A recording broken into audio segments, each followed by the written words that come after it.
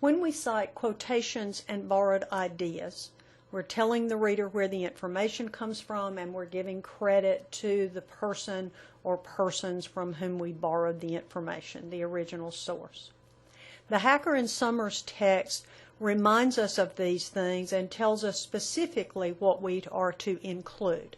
First of all, we are to include an in-text citation, which includes a signal phrase and a parenthetical citation, and we are to include a list of works cited that provides a full bibliographical citation.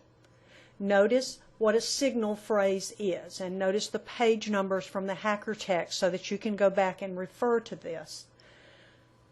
A signal phrase is simply an introduction to the source. It typically names the author, it may include the title of the text, and it provides some context for the quoted material, why the source is being used, or the relationship of the information to the point being addressed. When the source is used again, the signal phrase is still required, but the author's name doesn't have to be included. You may use only the author's last name, or you may simply refer to the author by using a pronoun, but the context for the quotation is still provided. And then we include a parenthetical citation, which means we have a parenthesis at the end of the sentence that provides the page number that the material was taken from. If our quotation is from certain types of sources, that may change. It may be an act and scene and line number. It may be a paragraph number, but basically we are identifying where in that original source we can find this specific information. So if you notice the examples in the Hacker and Summer text, we have legal scholar J. Kassan points out that. So we have introduced the author. We are explaining why we are introducing this information. Notice that there are not quotation marks, so we are borrowing a summarized or paraphrased piece of information. Both are to be cited. At the end of the sentence is the page number from which that particular information came. And then on the last page of the paper, there would be a work cited that would include the full bibliographical information.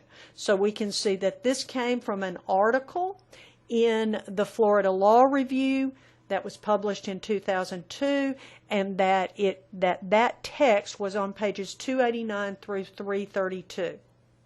Notice again what we have included here.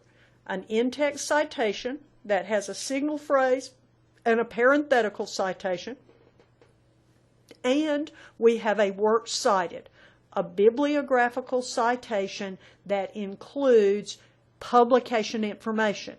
If you look to the list over here on the right, the bibliographical citation includes the medium. It comes at the end, either print or web.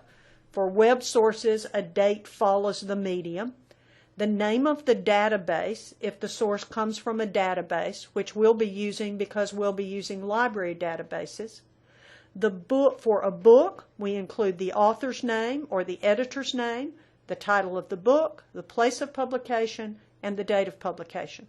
For a periodical, which includes a journal, a magazine, or a newspaper, we include the name of the author, the title of the article, the title of the publication, journal, magazine, or newspaper. For a journal, we also include a volume and issue number, which is what we see here, 54.2, volume and issue. We include the date for both journals, periodicals, for all periodicals, journals, magazines, or newspapers, and we include the date and the page numbers that text appears on. When we cite borrowed material in MLA format, these are